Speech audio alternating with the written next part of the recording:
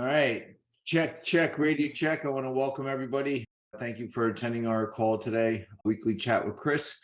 If you've not been on these calls before, we've been doing these since COVID hit, and it really has sort of developed a little bit of a following. And it's our way to give back and to share with the community, our clientele, our following, information that's important. Right? We believe in education first, understanding risks that we might face as you enter into retirement, things of that nature, and we can go from there. This topic is something that you're going to hear me talk about probably a lot more frequently on a go forward. I have some events coming up. It's close and personal to my heart. I've not only have I dealt with it, my son has dealt with it, but I've had clients over the years that have had circumstances that without proper planning can cause even a well-designed retirement plan to start to go south. So before we get started, the one thing I wanted to just share is if you've not been on this call, typically they go 15 to 30 minutes. This is a relatively short presentation because it's really just designed to drive the point home. And then from there, if anything I say stimulates some thought, you want to have conversation, you want to look at your specifics, you will start to see that this is a timely topic. So without further ado, first thing I'm going to do is I'm going to play a video. So I have to switch out of this for a second in order to be able to share this. What you're about to see is a love story. It began with a traditional vow to stay together in sickness and in health. And when sickness came, the cruelest of them, they battled it together for 10 years and counting. The Dailies opened their door to Dr. John LaPook so you could see what many Alzheimer's families endure in private. We should have brought the bread. When we first met Carol and Mike in 2008, Carol was active, conversational, and determined to make the best of her failing memory. How old are you now? 65 now, I think, right? Yeah. Almost 3 years later, when we went back to visit, Carol had no idea how old she was. 80? No, I don't know. She's so changed just since the last time I saw her. Ready to put the gun to my head. I think I really thought of suicide. Really. Yeah, it got to that point. Caregiving is really tough. Hardest job I ever had. My gosh, it's tough to watch. Yeah. You've been covering this couple for 10 years. Obviously, Carol is in very bad shape right now. How is Mike doing? Mike's actually doing better because Carol's finally getting more help from others, and it's not all on Mike. And that's a big message here for caregivers. You cannot do it alone. And organizations like the Alzheimer's Association can refer you for care and support services. All right, Dr. John LaPook, thank you very much. You can see much more of John's powerful story Sunday on 60 Minutes as he follows this couple for 10 years as they battle Alzheimer's. That is disturbing, and it's very real, and it's prevalent in this country, and it will only continue to grow and be a burden or be a challenge for a lot of families. So, what I wanted to do is I've been starting to really bring this back to the surface for a lot of the public. There's 3 questions that we should be asking ourselves. If you were to get sick, and this is the first one, where would you want your care to be had? And, statistically, when this question is asked, 88% of people will say at home. Take care of me where I currently am and in an environment that I'm comfortable. Okay. And again, there's no right or wrong answer, but that is whichever your answer, whether it be a nursing home, an assisted living, or your current home, right? Once you have that question asked and then answered, the next question should be, which asset would you use to pay for it? Now, most of us have a lot of our net worth tied up in our home. So would we use our home to pay for some type of long-term care? And or, maybe your IRA or your savings and spending this. And, as most people that I think start to think about this as they look at it, and having done this for years, one of the number one objections when I was doing classes at Rutgers, I would poll the audience, who here by show of hands, right, would like long-term care, and almost everybody would put their hands up.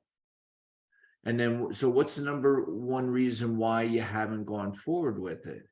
And almost 201, it's too expensive.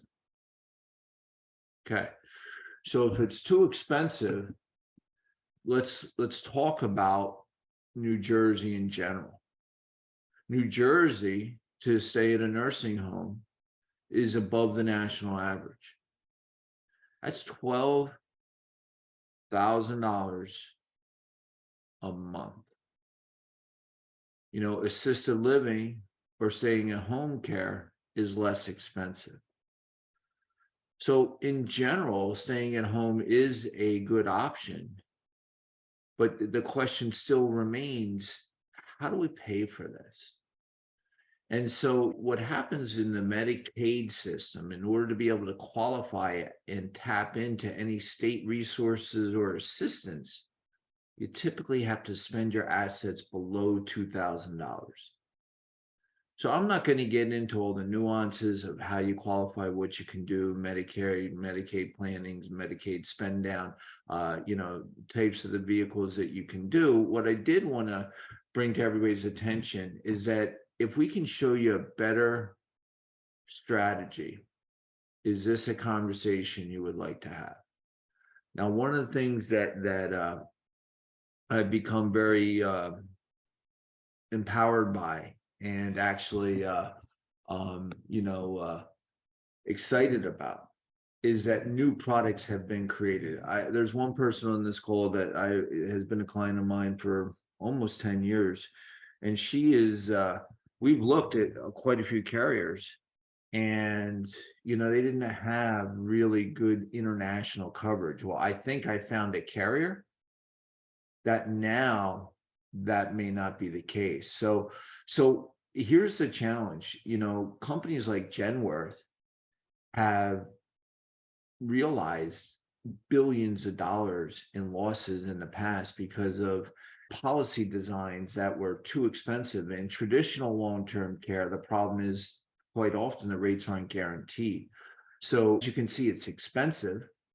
You have insurance companies who are entering or don't really have the data to be able to justify holding the prices current. And so a lot of carriers that have stepped into this arena have since stepped out. I mean, I can name at least 5 off the top of my head that were in the business and got out. And let's talk federal employees, right? John Hancock used to be the only game in town and left the federal employee workplace because it was too expensive. So this is a challenge. The risk didn't go away. The need didn't go away, right? Just the carriers have a lot of them in traditional, you'll hear me use that word, traditional long-term care planning, have not necessarily worked out. And insurance companies are not traditionally in a position to take losses. So now what they're starting to find out is how do they design or offer products that can actually work, help the family, and be there when you need it. So there are designs now, and the code of the section of the code is 7702B, right? That's the area that allows a lot of strategies that we can start to put into place that allows a what if scenario. So what happens if I don't use it, right? How to create, because that was the problem in the past, is that long-term care benefits, it was use it or lose it. And now what, some of these products that have been designed now, not only do we have products that can help with long-term care if there is nothing in place, but as you saw, the other challenge is typically family members will wake up and start to look at another option. Like you saw Mike Daly, who's a New York City cop, his intentions initially were good. right? I can take care of her. I can do this. I can help.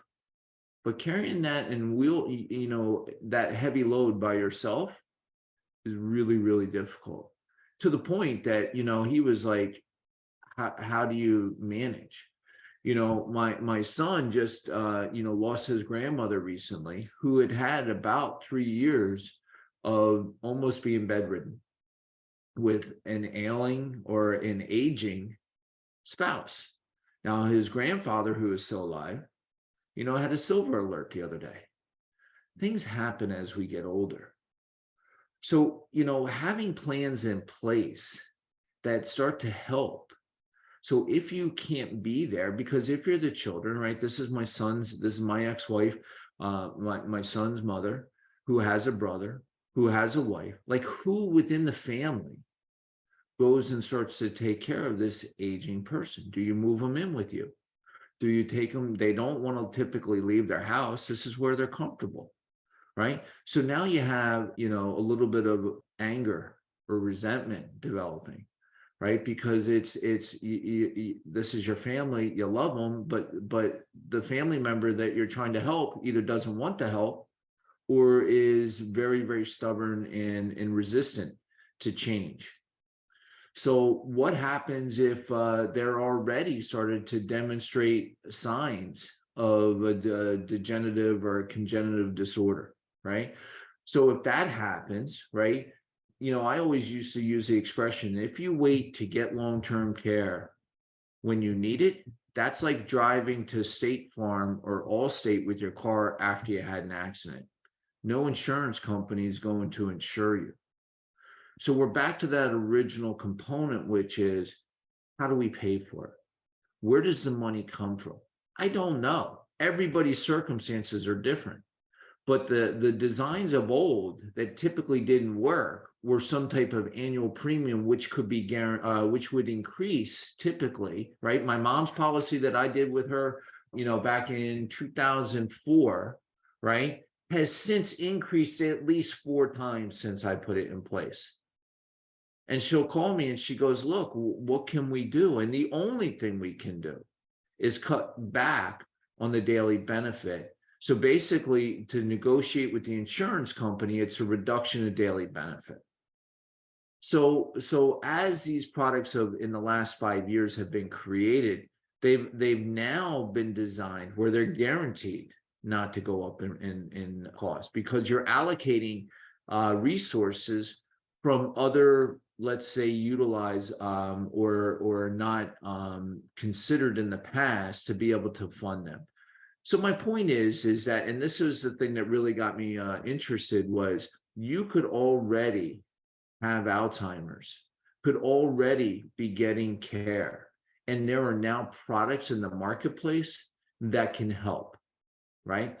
So nothing is too good, to be true, right? So actuarially, the way that I explained it is, depending on your health, depending on when you're there, sometimes it's a 3-to-1 leverage. So if you had 100 grand, some way, shape, or form, whether it be within the house, whether it be in your IRA, some non-qualified fund, and you start to fund that over a 10-year period, so that's $10,000 a year, that might create a pool of money 3 times as benefit. So that's 300,000. That typically the average long-term care for men, it's about 2 years. For women, it's about 4 years. So that would create about 4 years of benefit.